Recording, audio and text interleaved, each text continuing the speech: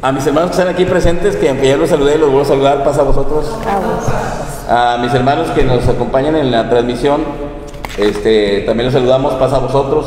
Estamos reunidos aquí en la iglesia de los Lermas y hoy el tema que nos atiende y nos ocupa es violencia familiar. En ese tema va a estar mi hermana Saraí Reyes, mi hermana Rachel Cruz, mi hermano ministro Rafael Lara y un servidor Julio Jaime, pero quisiéramos una oración, los que estamos aquí presentes y también los que están en la transmisión nos pueden acompañar en esta oración. Vamos a orar.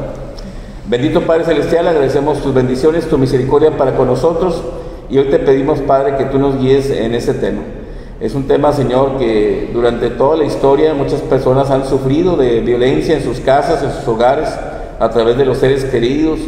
Y en algún tiempo, Señor, no se reconocía algún tipo de violencia, hoy ya se reconoce que hay diferentes tipos y manifestaciones de la violencia, que tú nos ayudes como hijos tuyos a ser personas de paz, y esa paz que Jesús nos dejó, Señor, que podamos practicarla no solamente en la paz que tenemos para contigo, sino en la paz para con todo el mundo y con nosotros mismos. Te agradecemos por tu guía, te agradecemos por tus bendiciones, te pedimos que tú seas con nosotros. En el nombre de Cristo Jesús te lo pedimos. Amén.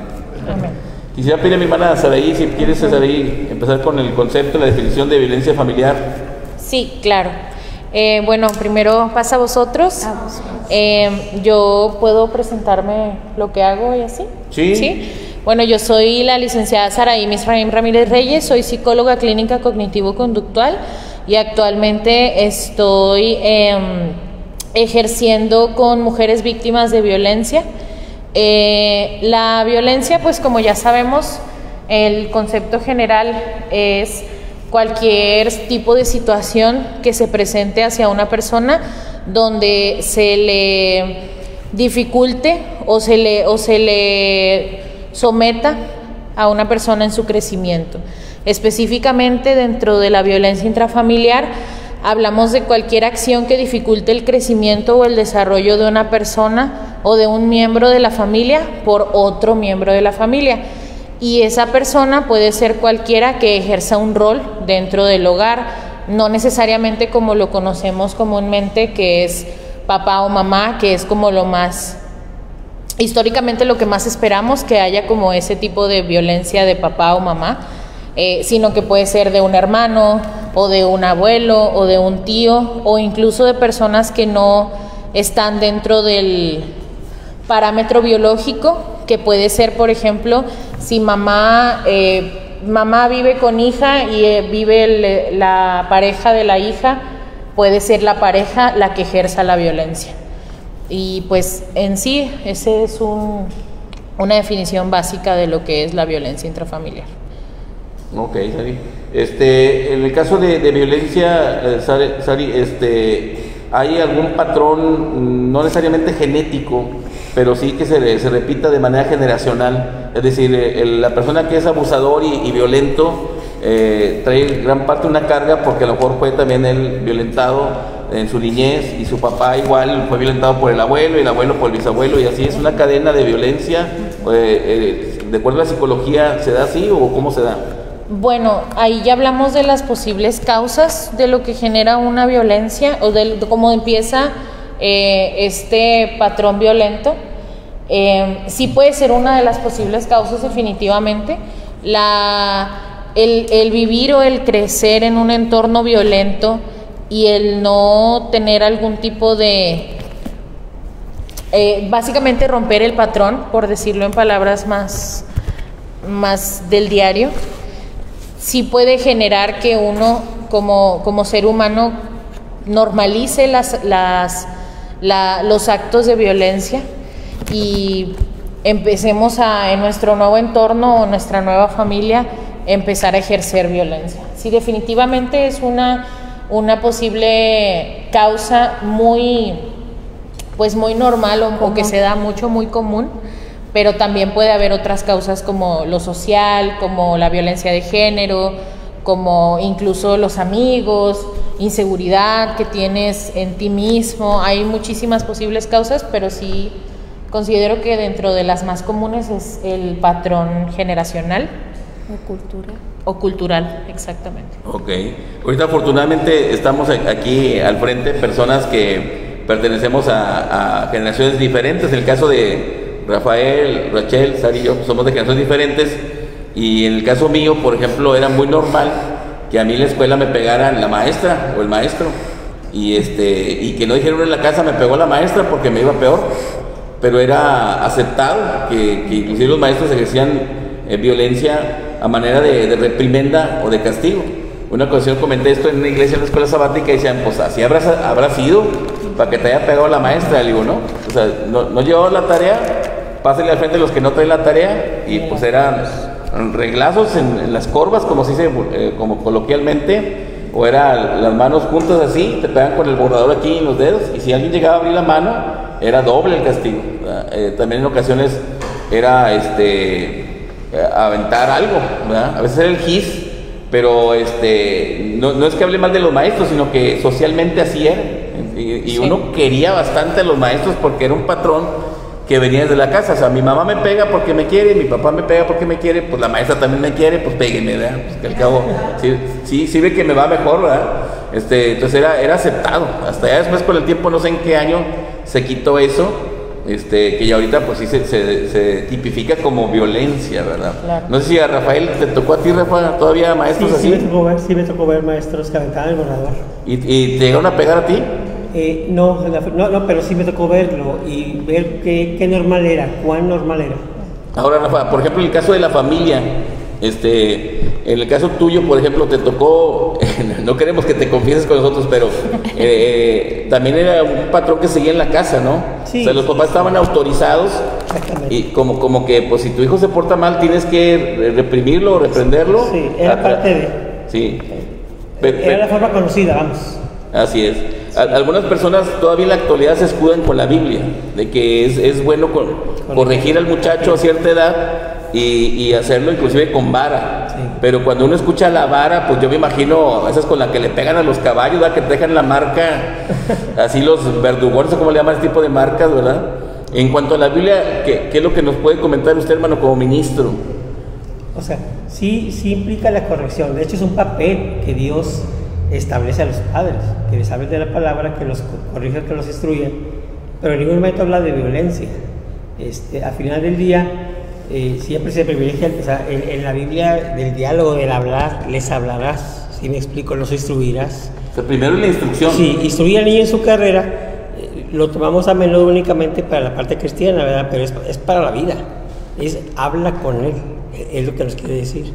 Y cuando dice repetirás, allá en el Antiguo Testamento, es que hables todo lo que sea necesario hablar hasta que comprenda el hijo lo que tú le quieres decir, pero privilegiando el diálogo siempre primero, ¿no? Y ya cuando se acaban las palabras, ahora sí, no hay más. Llega la acción. En el caso de la psicología, Sari, ahorita, ¿cómo se tipifica eso? Por ejemplo, una mamá que un niño de cierta edad dice una mala palabra, o sea, una palabra vulgar, o insulta a la mamá con una palabra vulgar, la psicología lo ve como violencia si la mamá le diera, no sé, unas nalgadas o un zape, por decir. Sí, porque estás normalizando que haya un efecto físico en una infancia, y en los primeros años de la vida de un niño son tal cual como se dice coloquialmente, son esponjitas. Y si el niño ve que es correcto que le pegues, así como dicen, por ejemplo, de los besos en la boca. Si ves que un papá le da un beso en la boca a su niño, actualmente eso no es muy bien visto, porque entonces el niño normaliza que los besos en la boca están bien. Y entonces, ¿qué va a pasar? Que cuando el niño esté en la escuela con maestros y haya un posible abuso, el niño va a normalizar que sea normal. Es una muestra de afecto. Exactamente, es lo mismo que es una muestra de afecto que está bien. Entonces, ¿qué pasa? Que si un niño ve que hay un golpe, bueno, entonces yo cuando alguien me haga enojar, le puedo pegar. Yo cuando alguien me diga una mala palabra, le puedo pegar. Entonces creas justo este patrón conductual, justamente, de actitudes que a la larga van a ser y van a desmeritar la parte también emocional del niño, ¿no? Entonces sí tiene un efecto y sí, claro que se clasifica como violencia. Ah, ok, bueno. Quisiera agregar una parte. Adelante, hermano. Lo que la Biblia dice, habla del castigo, ¿sí? Lo que pasa es que no es lo mismo porque me hice enojar, porque me molesté, porque yo busque que él comprenda que lo que está equivocado tiene consecuencias. Ah, claro. De que hay límites. La reprensión. Porque hay una enseñanza, o sea, te voy a reprender y te voy a castigar, no tiene que ser violenta. Físicamente, no Exacto. tiene que ser violenta, pero los hijos somos llamados a entender que hay límites, que claro. todo tiene consecuencia, que el castigo tiene su función. Claro. ¿Verdad? Sí. Claro, justamente. Y en esto que comenta el hermano, claro que hay maneras de hecho, pues en la teoría cognitivo-conductual está el castigo positivo y negativo, que son de las teorías más antiguas y más básicas. Ahorita estamos en una tercera generación donde se sigue utilizando, pero de una manera diferente. Pero claro que hay una consecuencia a tus acciones. Eso es más allá de que si está bien o no. Obviamente, si nosotros como cristianos vemos que el niño está utilizando palabras que no son correctas, claro que podemos hacer que tenga una consecuencia. ¿Cuál podría ser? No vas a ver la tele, no vas a jugar, no vas a salir, pero se adecúa esa consecuencia a la edad y a la comprensión del niño. Y gracias a Dios actualmente tenemos la bendición de que hay muchas fuentes de información y que incluso con un psicólogo podemos asistir para poder manejar estas cosas de la manera más sana. Tienen que haber consecuencias a esas cosas, pero no necesariamente violentas. Hermana Rachel, usted como mujer, ¿qué podría recomendar a otra mujer que está sufriendo actualmente violencia? Bueno, primero que nada, pasa a vosotros. Pues definitivamente que lo hable. Yo creo que es lo primero, expresarlo, ¿verdad? Buscar las instancias. Afortunadamente vivimos en la actualidad, hay muchas herramientas, hay muchas instituciones que pueden ayudar a la mujer, ¿verdad? En este caso, si es una mujer de la Iglesia de Dios, pues hablar con su pastor, buscar asesoría,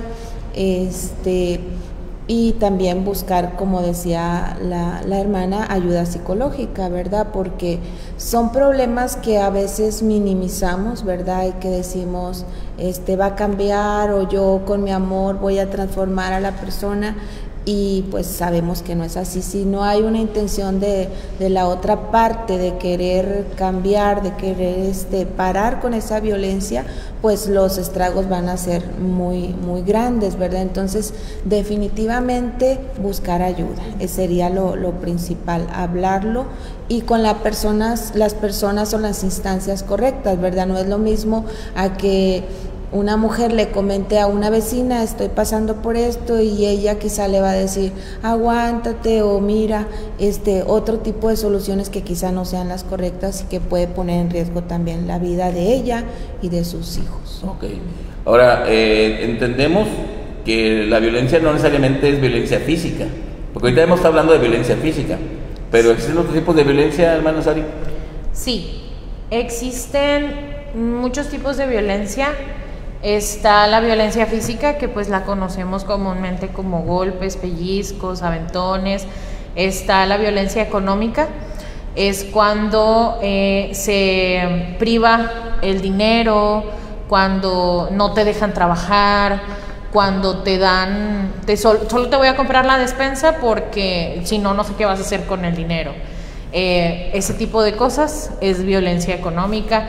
Está la violencia patrimonial, cuando te rompen el celular, cuando te rompen o te quitan tu pasaporte, tu INE, básicamente tus pertenencias, que se meten con ellas, ahí es violencia patrimonial. Está la violencia, claro, psicológica, que entra en casi todos los demás tipos de violencia, pero específicamente hablando de la psicológica, humillaciones, amenazas, manipulación. Está también la violencia vicaria, que es cuando agredimos a alguien a través de sus hijos. Por ejemplo, un robo de un niño o sustracción de menor. También que si sigues molestándome o si sigues haciendo algo que no me gusta, le voy a pegar al niño o le voy a hacer algo al niño. Eso es la violencia vicaria. Está la violencia sexual, que también entra dentro de lo mismo. No obligar a tener relaciones, manipular para tener relaciones, que entra dentro de algo psicológico y también sexual, o presionar para tener, eso es violencia sexual. Está la violencia por negligencia o abandono, que es básicamente cuando no se le da una atención a alguien, no solo la negligencia o abandono hacia un niño, sino también una persona de la tercera edad o alguien con una discapacidad. También entra ese tipo de violencia.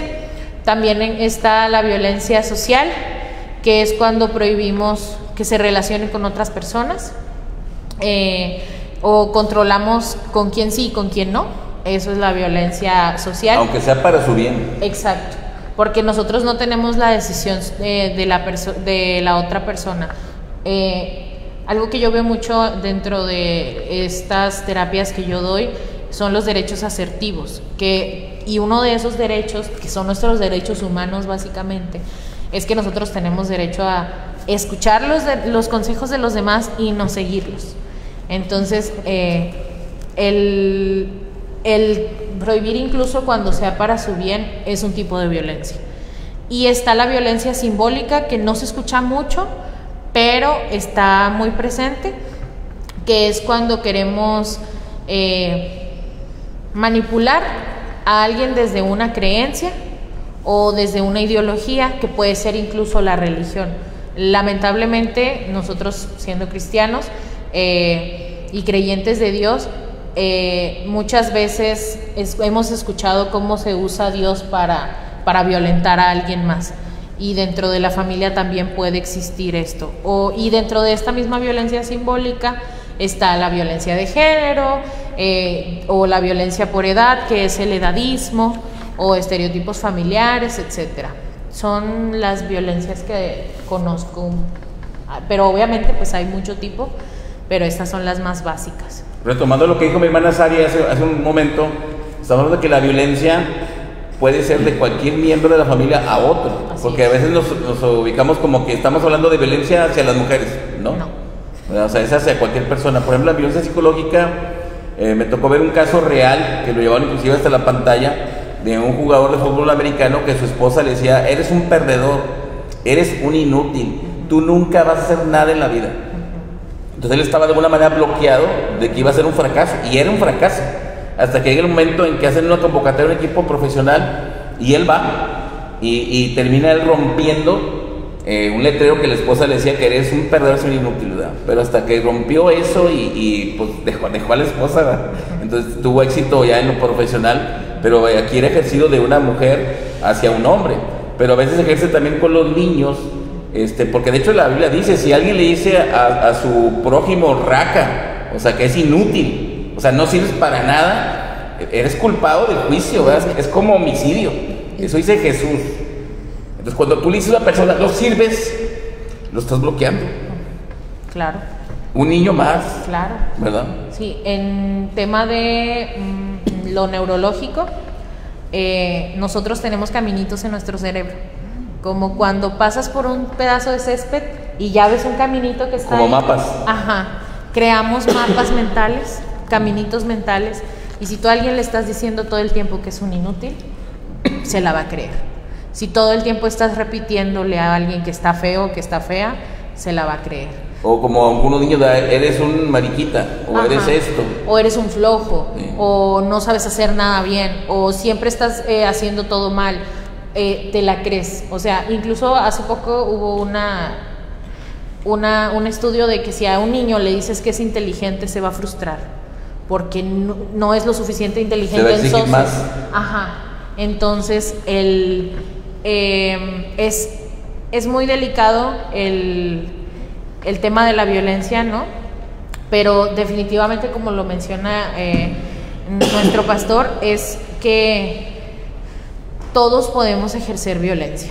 Me han tocado muchos casos donde he visto hasta ahorita más de 70 mujeres, y me han tocado muchos casos donde no solo es el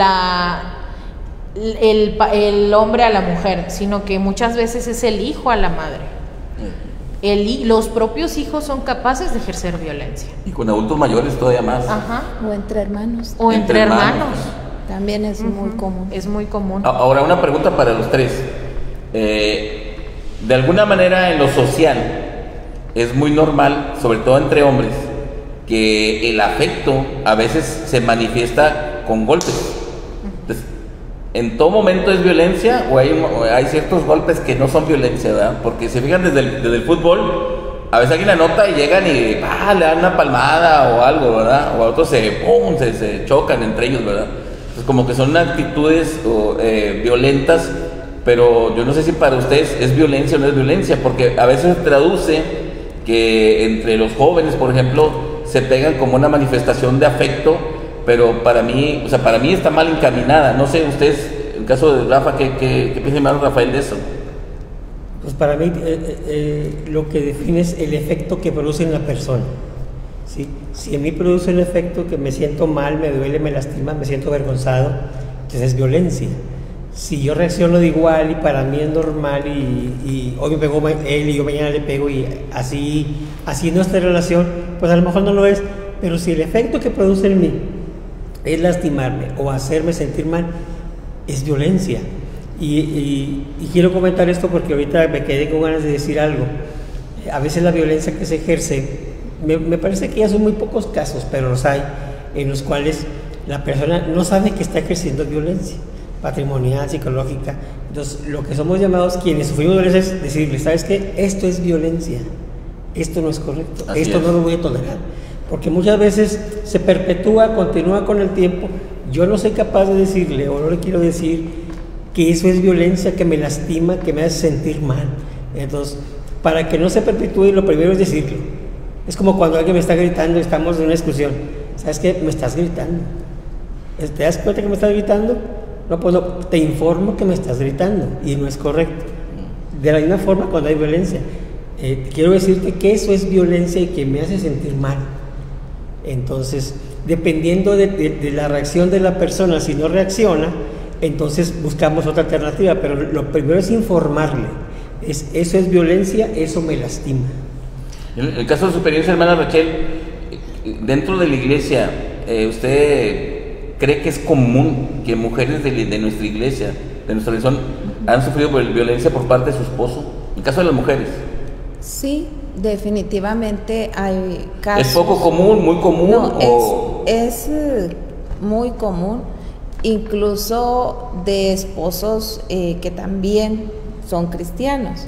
¿Por qué? Porque, como decíamos ahorita, venimos de generaciones pasadas donde era pues no bien visto, pero era común, ¿verdad? Que se daba por hecho de que el hombre podía ofender a la mujer, podía someterla. Y afortunadamente yo pienso que una de las cosas que tenemos en la actualidad es que hemos podido tener más acceso a la información y descubrir que pues son cosas equivocadas que lastiman, que perjudican a la familia, ¿verdad?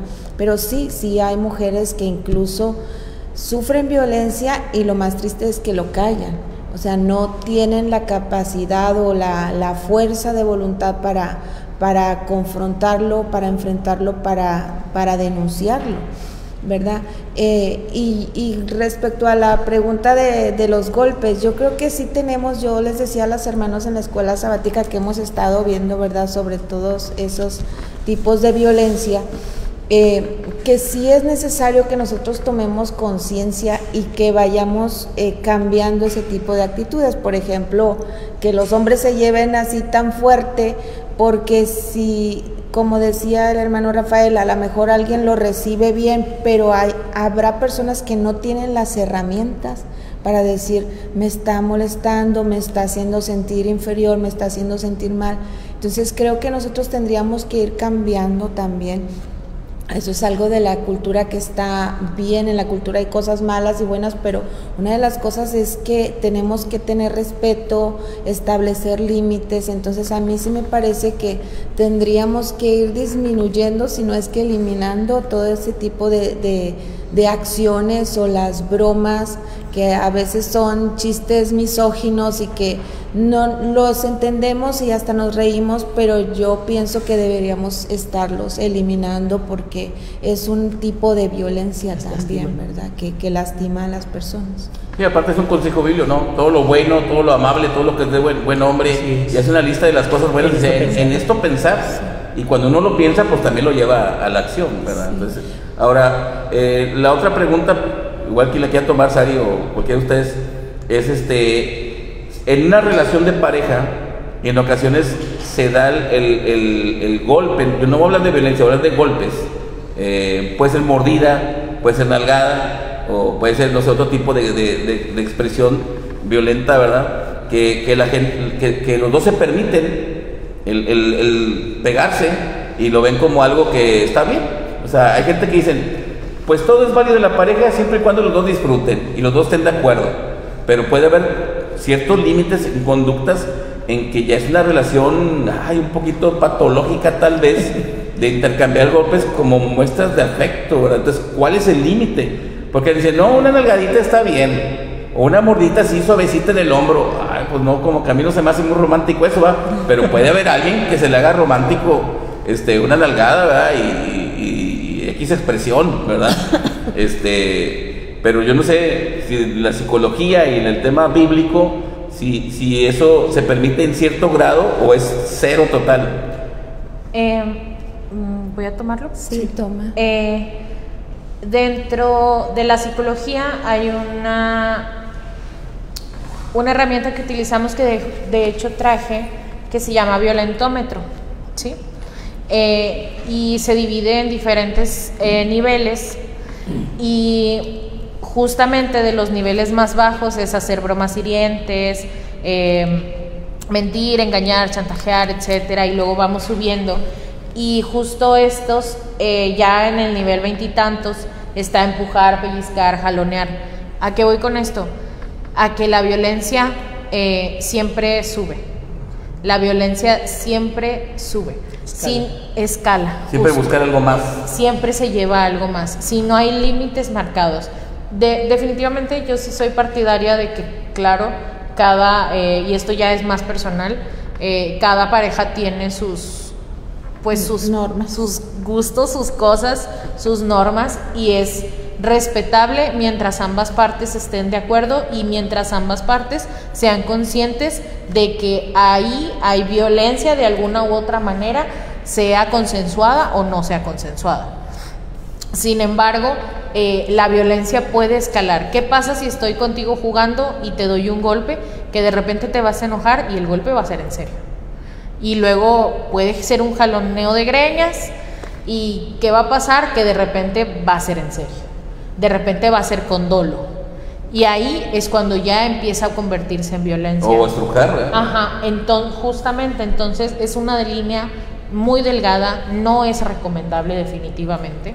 Tiene que haber mucha comunicación, y cuando ya se llega a un punto en una relación sana, lo esperable es que ambas partes lleguen a un acuerdo donde se diluya, donde se disminuya o bien se erradique completamente este tipo de violencia, incluso entre amigos, ¿no? Como lo comentaba, de que entre amigos que eso pasa, la violencia sube, y lo hemos visto en muchos casos, innumerables, ¿no? Okay. Adelante, hermano Rafael. Sí, hay puertas que no deben abrirse. Exacto. Porque cuando abres, tiendes a ir más lejos. En mi trabajo pastoral, en alguna ocasión, unas familias se veían muy bien, sus hijos, y tenían una relación muy bien, pero empezaban a bromear. Y de repente una hermana empezó a decir algunos apelativos a los hijos de otra hermana. Entonces, porque económicamente le iba muy bien a la otra familia. Y dice, no, pues el hijo del millonario, y empezaron, y afortunadamente me di cuenta, no había empezado nada, apenas empezaba eso.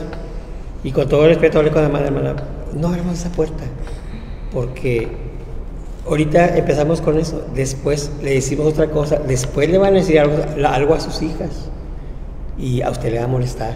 Y eso escala, está comprobado. Cuando empezamos a llevarnos, siempre escala. ¿Por qué? Porque eso hacemos seres humanos. Entonces lo que disfrutamos lo llevamos a más límites, lo escalamos. Entonces, cuando hablé con la hermana, dije, mira, yo le recomiendo, mira, usted sabe su relación, yo tenía poco como pastor, pero esa es mi recomendación. Y me dice, bueno, qué bueno que me dijo, ya no le voy a decir millonario al muchachito, y ya hasta aquí llegamos. Pero esas puertas no deben abrirse, no nos llevan a nada bueno. ¿Recuerdas que nuestras mamás, nuestras abuelas decían, juego de manos es de villanos? Entonces mejor no abrir esa puerta. Y también dice la palabra de nuestro Dios en 1 Pedro 3:7, y vosotros maridos igualmente convivid de manera comprensiva con vuestras mujeres como un vaso más frágil. Entonces el hombre siempre va a tener más fuerza por naturaleza y puede caer, con algunas excepciones, y puede tener caer en la violencia, ¿verdad? En dañar a la mujer. Ahora no precisamente que sea su intención, pero simplemente pueden provocar un accidente en ese juego, ¿verdad? Entonces incluso no solo de hombre a mujer, sino que nos vamos más al lado emocional, o de humor o de estado de ánimo. El día que tú andes de humor y él no, así es. ¿Qué va a pasar? ¿Qué es lo que pasa en familia? Sí. Que cuando tú estás de humor y tú no, hay una reacción no agradable, y entonces no puedes esperar que todo el tiempo uno reaccione de una manera positiva, muchas gracias, positiva, y otro no. O sea, siempre va a haber, o la mayor parte de las veces va a haber una situación donde algo pase o algo escuches que no te guste. En el ejemplo del millonario, y luego lo llevas tal vez a que se cree mucho porque tiene mucho dinero, y luego lo llevas a un poquito más fuerte, pues es al final bullying. Sí, se puede convertir en un bullying, que tal vez en un momento está bien, pero luego tal vez la otra persona lo piensa y dice, oye, eso no me gustó, y luego después ya se empieza a convertir en violencia, que ese tipo de situaciones se presenta mucho entre hermanos, en familia. Sí. Mucho. Tengo algunas preguntas, y la primera la abordo de la siguiente manera. Dentro del aspecto legal, el divorcio ya no es como antes se requería de una causal. Ahorita no, si ya no hay convivencia, no hay compatibilidad, cualquiera de dos personas inicia el proceso de divorcio y legalmente puede divorciarse aunque la otra persona no esté de acuerdo. El problema va a empezar cuando haya bienes y todo ese tipo de cosas, o alguna pensión alimenticia, etcétera. Pero dentro de la iglesia, hermano Rafa, que usted como ministro que conoce acuerdos conciliares, la violencia es una causal que le permita a un hermano o hermana de la iglesia divorciarse sin alguna sanción por parte del pastorado, del ministerio o de cualquier instancia administrativa de la iglesia.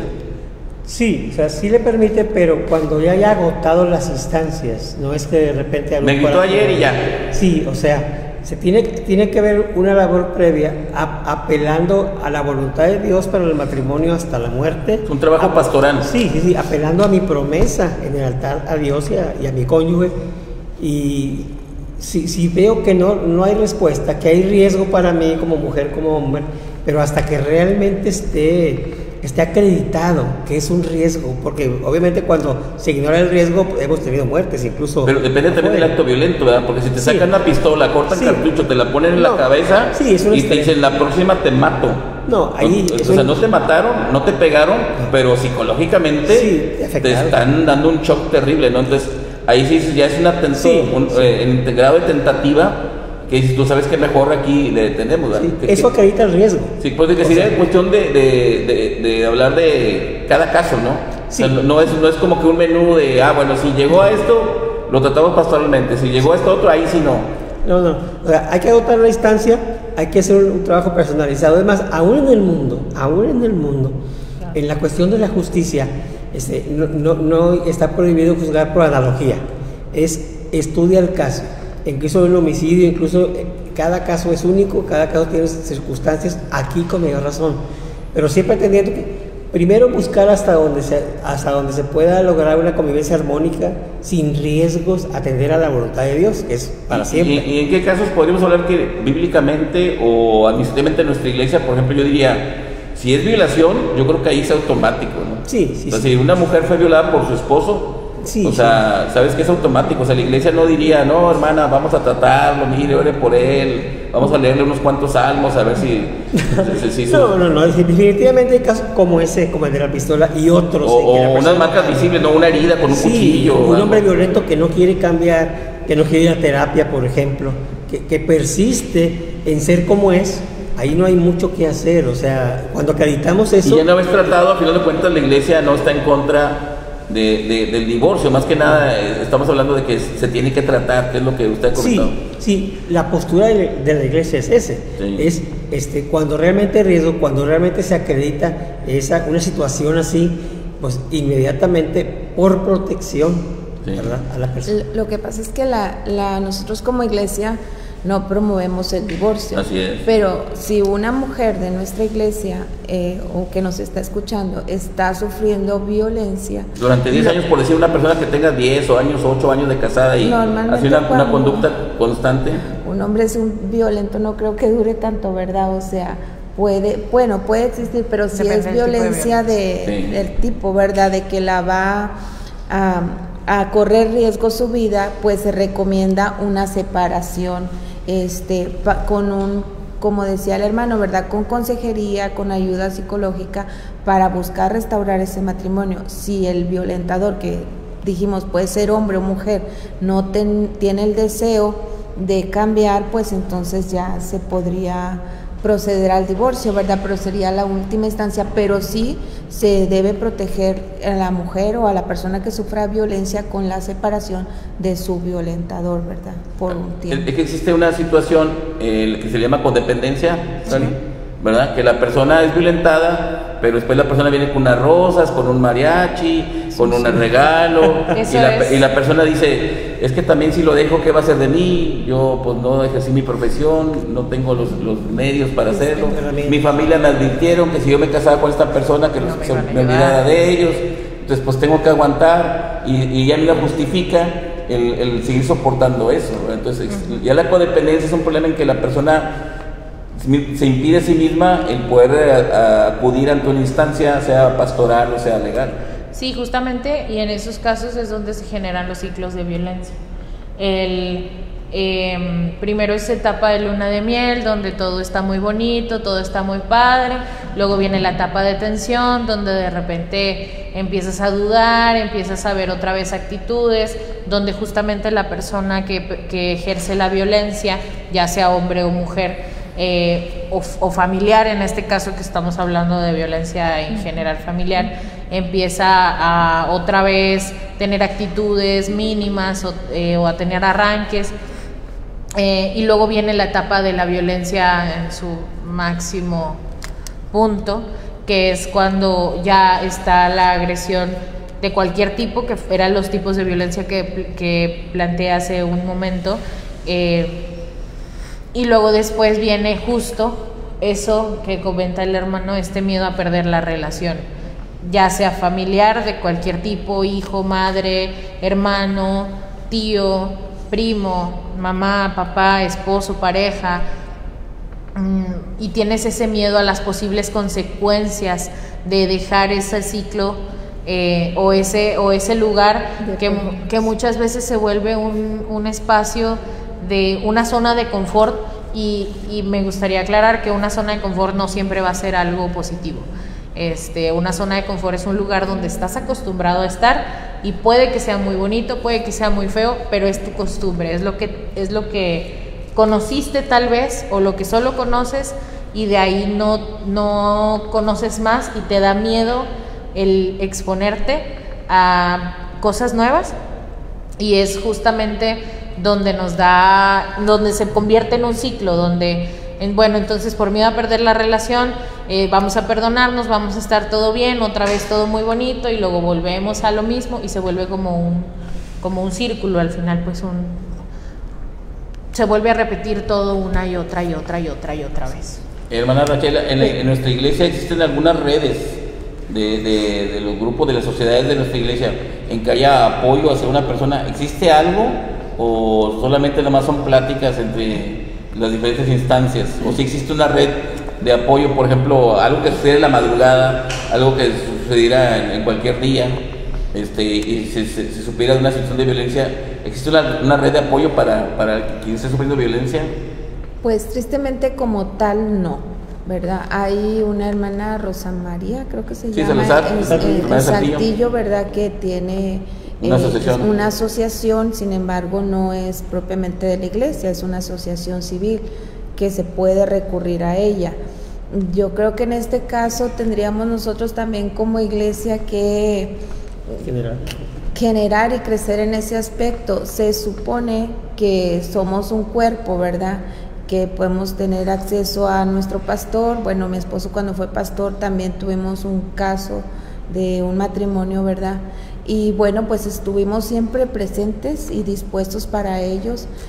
También nos apoyamos mucho en la hermana Miriam y el hermano Fito, que también estaban con pláticas específicas para ese tipo de violencia. Estuvieron recibiendo asesoría bíblica y por parte de ellos. Le digo, tristemente no, pero yo pienso que como cuerpo de Cristo tenemos esa confianza, ¿verdad?, para recurrir a nuestro pastor, para recurrir a alguna hermana, algún hermano, y es lo que yo pienso, ¿verdad?, que como mujeres de la iglesia tendríamos que ser más empáticas y estar más dispuestas a apoyar a nuestras hermanas, ¿verdad? Precisamente el sábado se acercó una persona, ¿verdad?, a nosotros para pedirnos ayuda para un problema también de ese tipo, ¿verdad? Entonces, a veces nos sentimos pues limitados, ¿verdad?, porque tenemos la parte bíblica que es la más importante, diría yo, pero también necesitamos a lo mejor que en nuestro caso nuestra hermana que es psicóloga, ¿verdad?, tienen esa ventaja aquí en esta congregación, pero sí buscar esa ayuda, ¿verdad? Sí, de hecho lo dice Santiago, ¿verdad?, que sirve que le digas a alguien Dios te bendiga. Sí. Si en tu mano puedes ayudarle más que eso, pues ayúdale con más, ¿verdad? De hecho, bueno, mi esposo, todos saben, ahorita no está él pastoreando, pero es ministro.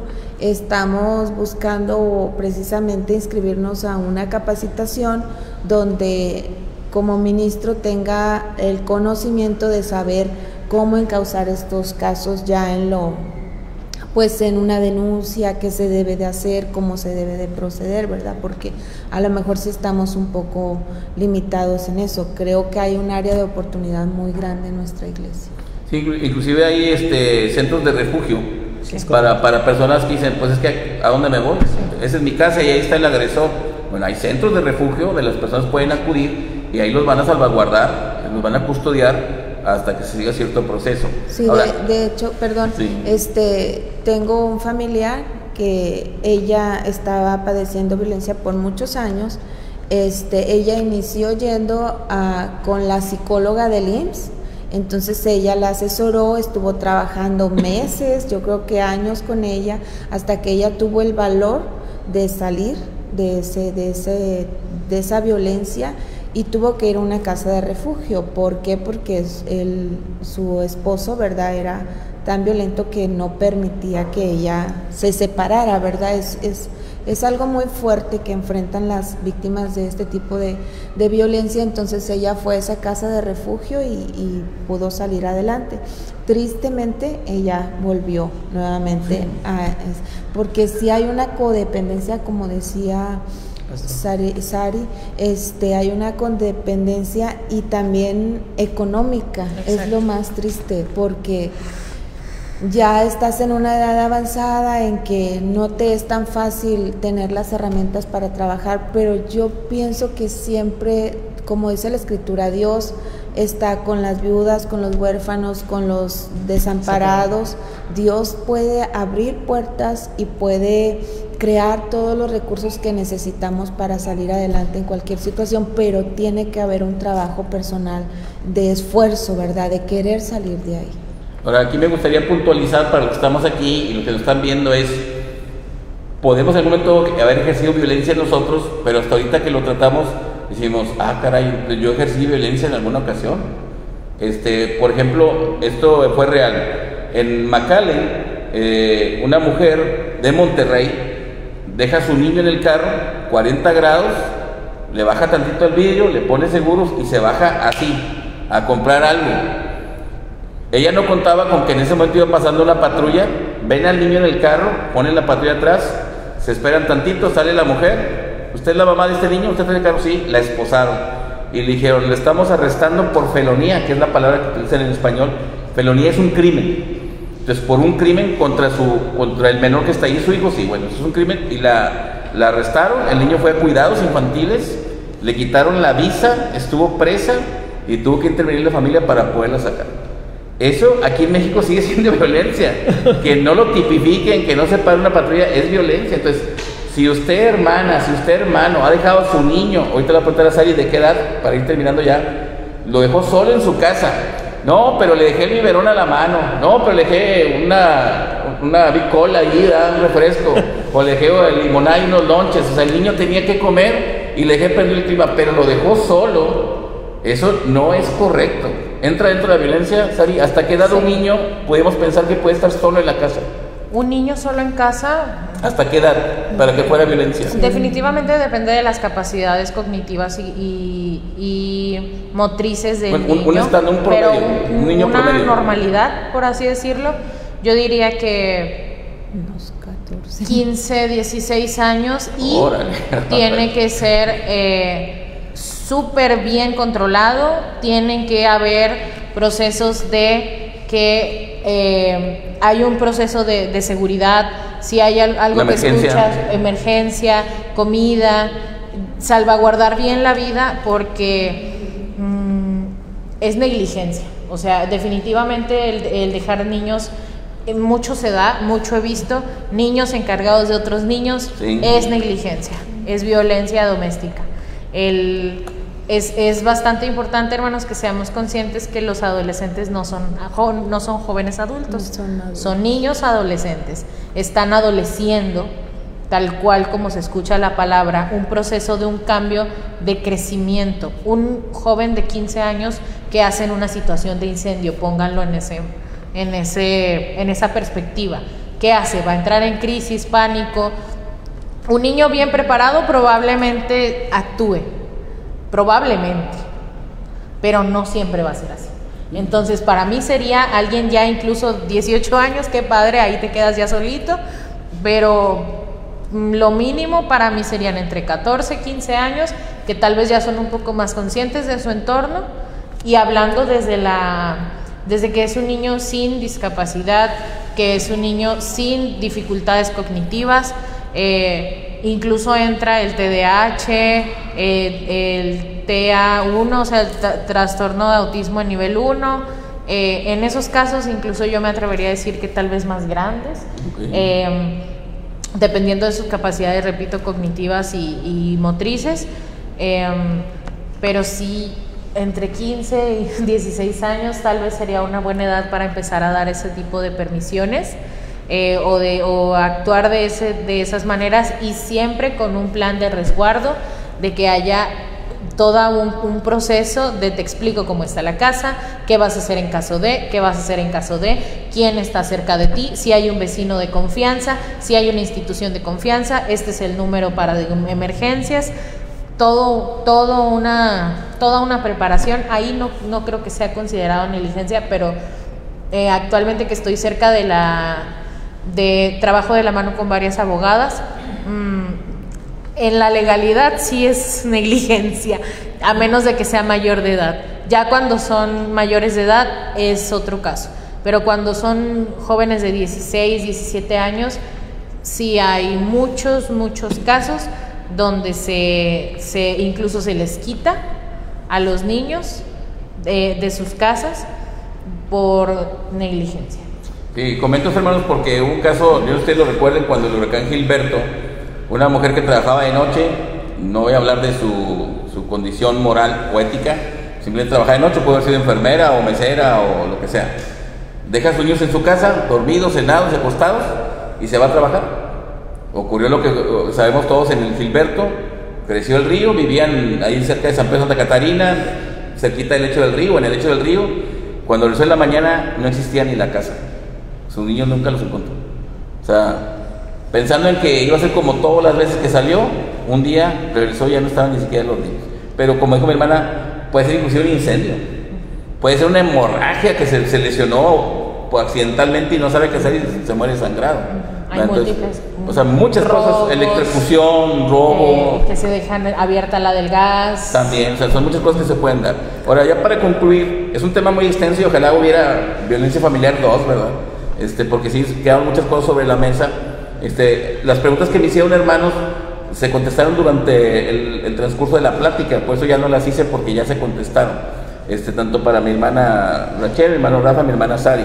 Pero me gustaría para cerrar, hermano Rafa, en el aspecto pastoral, algún consejo para quien sufre violencia, pero también para quien la ejerce, porque a final de cuentas somos llamados a reconciliar con Dios, pero también a reconciliar con nosotros y somos llamados a restaurar. O sea, no es, te tipifico como agresor, te echo fuera de la comunidad de fe y allá que Dios te ayude. O sea, somos llamados a restaurar. Entonces hay un consejo de parte de usted pastoral para ambas partes, para quien ahorita ya se dio cuenta que es un agresor sin tener la intención, como el que abandona a sus hijos en algún momento, o quien le grita demasiado o haya ejercido violencia psicológica de que te va a llevar el diablo en la noche si te portas mal, y también para quien está sufriendo. Un consejo pastoral. Sí, lo primero es siempre conocer la palabra. Toda la Biblia, de principio a fin, está instándonos a que nuestras relaciones sean sanas. En el matrimonio, hay Efesios 5, Efesios 6, amar a nuestras mujeres, que haya una sujeción, siempre y cuando esa sujeción de la mujer al hombre se dé en el entorno de que el hombre está sujeto a Cristo, ¿no? Esa armonía que priva en el matrimonio cuando se hagan así las cosas. Pablo también norma las relaciones de padres e hijos. Hijos, obedeced, padres, no los exasperéis, no abuses de ellos, ¿no? Entonces Pablo equilibra, digamos, la balanza de las relaciones de respeto de hombre a mujer, de mujer a hombre, de hijo a padre, de padre a hijo. Y tomar en cuenta que la voluntad de Dios siempre es que nuestras relaciones sean sanas, en el matrimonio, en la iglesia, en la familia. Dice el apóstol Pablo que procurar siempre estar en buenos términos en cuanto te sea posible. Buscar la paz. Buscar la paz para con todos. Y desde un principio somos llamados a reconocer que desde el momento que alguien es ser humano, incluso antes de ser mi hijo, mi esposa, es creación de Dios, alguien que está hecho a la imagen de Dios. Es algo que yo debo respetar con mayor razón cuando es una sola carne conmigo, como mi esposa, cuando son mis hijos. Y cuando la persona es el agresor y se da cuenta hoy que es un agresor, ¿cuál sería el camino para esa persona? Bueno, lo primero es reconocer que estamos en contra del plan de Dios, porque estamos hablando de una cuestión de culpa. A lo mejor en el mundo del abogado se dice culposo cuando tengo culpa pero no tuve la intención, ¿verdad? Entonces, decir, Señor, ya me doy cuenta que estoy haciendo algo indebido, perdóname, y buscar en caso extremo sí una terapia, sí alguna ayuda profesional, pero reconocer la palabra, pedir a Dios. Tenemos la ventaja de que tenemos la comunicación directa con Dios, tenemos un pastor, tenemos amigos en la iglesia, o sea, bueno, y si conocen a una psicóloga que va a los lermas, claro, que no cobra mucho, ahí está, que es recomendada al pastor, sí, bueno, ¿verdad? Sí, una muy buena instancia, ¿no? O sea, entonces, Dios nos da instancias, sí. O sea, aún y cuando quisiéramos tener más y al final del día siempre encontraremos a alguien que nos pueda ayudar. Dios no nos deja solos, realmente. Quiero terminar con esto. Martin Luther King, cuando hablaba de los negros y cómo se abusaba contra los negros, y decía que con lo que ellos estaban haciendo, luchar contra la segregación, el abuso, la marginación, decía, no solo estamos liberando a los negros, estamos liberando a los blancos de su propio pecado y de su propia culpa. Sí. Entonces es una doble liberación. Entonces, entender que cuando actuamos estamos haciendo un trabajo muy valioso hacia el que ofende y al ofendido. Entonces somos llamados a actuar. Lo que menos debe pasar es que dejemos que el tiempo transcurre. Hay Dios de vez en cuando, hay Dios que nos ayude. Dios a veces me puso a mí, porque yo identifico otros, algo que a lo mejor los demás no identifican. Soy llamado a actuar. Hermana Rachel, ¿cree que se le haya pasado algo al hermano Rafael que usted quiera mencionar? Pues bueno, que Dios puede restaurar la vida de las personas, los corazones, las emociones. Normalmente cuando una persona es violenta es porque también tiene carencias. Pablo era violento. Pablo era violento porque tenía demasiado ego, y una de las formas en que expresamos la violencia es porque somos egoístas, porque somos soberbios, porque no podemos permitir que nadie sepa más que yo, que nadie piense mejor que yo. Entonces Pablo era soberbio en ese aspecto, pero también hay carencias de autoestima, de sentirme inferior, y no voy a permitir que tú como mujer me domines o me enseñes. Entonces todo nace del corazón corrompido del ser humano, tristemente. De esta humanidad caída. De esta humanidad caída. Entonces, pero sabemos que hay esperanza, ¿verdad? Teniendo todas las herramientas que podamos usar, pero la principal es la del Espíritu Santo, que puede restaurarnos. Yo quisiera concluir también pues invitando a todas las mujeres o hombres que estén padeciendo violencia, pues que lo hablen, que salgan de ese lugar, y si alguien está ejerciendo violencia, también tratemos de buscar ayuda, de cambiar, de saber que eso no agrada a nuestro Dios y que necesitamos cambiar. Yo siempre pienso que las mujeres, como dice un dicho, ¿verdad? Una frase, es la que mece la cuna, ¿verdad? Es la que enseña en el hogar, porque tiene más oportunidad al criar a los hijos. Entonces, formemos hijos con valores, con respeto, que respeten a la mujer, que amen a la creación de Dios, ¿verdad? A todo ser humano. Entonces hay mucho trabajo que tenemos como mujeres y también como padres, ¿verdad? De romper todos esos patrones, que no llores, que los hombres no deben hacer esto. Eso también es violencia para con los hijos, y hay que romper y enseñarlos con la palabra de nuestro Dios. Yo creo que es la única esperanza que tiene la humanidad para salir de este tipo de violencia. Amén. Hermano Sally. Bueno, como comentario de cierre, primero que nada invito a la reflexión propia de lo que somos, hacemos, nos comportamos, dejando de lado mi profesión, que la verdad sí la tengo muy, muy arraigada. Muy bonita. Dios nos da las herramientas, hermanos. Dios nos da las herramientas. Definitivamente Él es la primera instancia para nosotros, y eso es una bendición.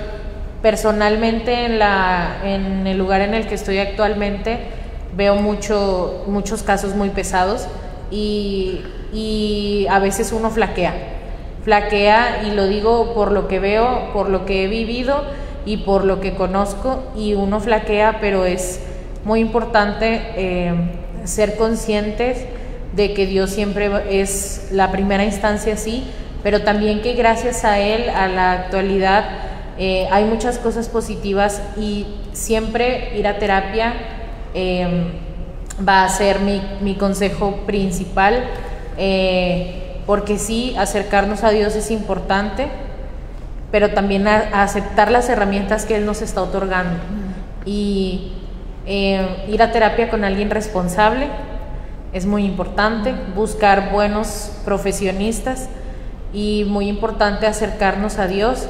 Y si están en algún tipo de situación de riesgo, que ustedes en este momento escucharon todo esto y están siendo conscientes de que están en una situación de riesgo, abro con todo cariño mi mano para lo que necesiten,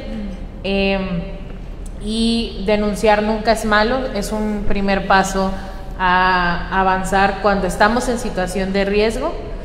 Y hablo de una denuncia tanto pastoral como legal. Entonces, si estamos en situación de riesgo es así, si no estamos en una situación donde nuestra vida peligre, recuerden ir a terapia, acercarse a Dios, y que cada una de sus vidas, de sus cosas, tanto si eres hijo, hermano, padre, madre, valen.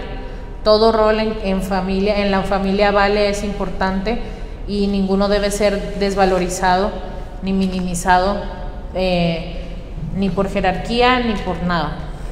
Entonces, que Dios los bendiga mucho y muchas gracias por invitarme. No, Gracias, Julio. Hermanos que están aquí, gracias, nos extendimos un poquito. El tema vale la pena, inclusive tal vez una segunda vuelta, aspectos que hoy no comentamos, pero es muy importante que reconozcamos cuando estamos sufriendo violencia, que reconozcamos cuando la estamos ejerciendo y sobre todo permitir que Dios nos restaure a través de aceptar que es el primer paso y entonces darle la oportunidad a Dios por los canales que Dios ofrece a través de la iglesia, a través de inclusive legales también Dios, a través del aspecto profesional que son los psicólogos que también nos ayudan o algunos terapeutas que se dedican a la cuestión familiar, pero siempre buscar ayuda, siempre buscar ayuda. Sí, hermana María, antes de terminar. Yo me gustaría que aclarara Sí. únicamente que cuando Pablo a Corintios se refiere que el amor todo lo soporta, no se refiere a la violencia. No, exactamente. Se puede malinterpretar y por eso a lo mejor muchos pueden quedarse callados. Sí. El de todo lo soporta no se refiere a violencia. Justamente. Así es, sí, lamentablemente en el aspecto bíblico ves sacar de contexto, de soportar todo, y también en la cultura de México, ¿verdad? Dicen, porque te quiero, te aguanto todo, dice una canción, pues son cuestiones culturales, ¿verdad? Pero que no se ajustan a la realidad que tenemos ahorita.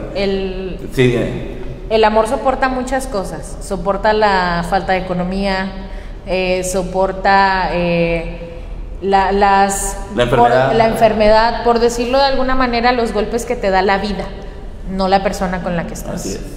Entonces eso es muy importante, hermana, gracias por mencionarlo, porque definitivamente, como comentó el hermano, perdón, hablo mucho,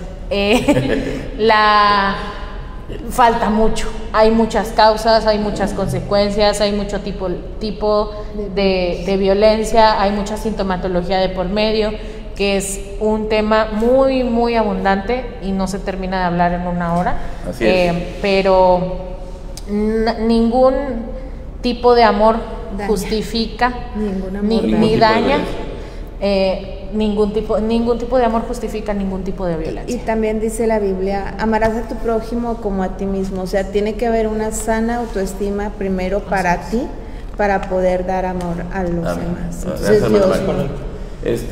como comentó mi hermano Rafa, lamentablemente algunas personas que eran pacifistas, como el doctor Martin Luther King, inclusive John Lennon, que era pacifista, Facundo Cabral, otro pacifista, lamentablemente murieron de manera violenta, violenta, terrible. Y personas que eran muy violentas, que es el apóstol Pablo, que era fanático, era un fanático terrible del judaísmo, que él después dice, lo tengo como escoria todo eso, por Cristo, reconoció su situación, Jesús lo hace que reconozca su situación y cambió para bien. Entonces cualquier persona que sea violenta tiene una oportunidad en Cristo, ¿verdad? Dios nos acepta como llegamos, pero no nos deja como llegamos, siempre va a buscar cambiarnos, ¿verdad? Le voy a pedir, hermano Rafa, que haga una oración para cerrar esta plática que tuvimos. Claro que sí. Bendito Señor que habitas en los cielos, tú, Señor, que nos ves, has podido observar cómo hemos tratado un tema por demás valioso, por demás interesante, por demás necesario. Es necesario que lo hablemos, es necesario que actuemos en consecuencia ante esa violencia que a ti no te agrada. Estamos conscientes y ayúdanos a ser siempre conscientes de que ningún tipo de violencia, Señor, te agrada, que tú buscas que tengamos las mejores relaciones contigo y entre nosotros. Si estamos sufriendo violencia, te pedimos tu intervención. Y si hay alguien que nos escucha que está ejerciéndola, te pedimos también, Señor, primero que lo perdones y también que le ayudes a reconocer, que lo socorras y que le ayudes a salir, Señor, de ese cuadro en el que a ti no te agrada que esté. Ayúdenos a reconocer aquello que no está bien, actuar en consecuencia, pero siempre contando con tu auxilio y con tu dirección. Gracias por esta oportunidad que nos regalaste, te lo pedimos todo, Señor, y te lo agradecemos. En ese nombre glorioso de Cristo Jesús. Amén. Amén. Amén. Dios les bendiga, hermano. Gracias. Amén. Gracias.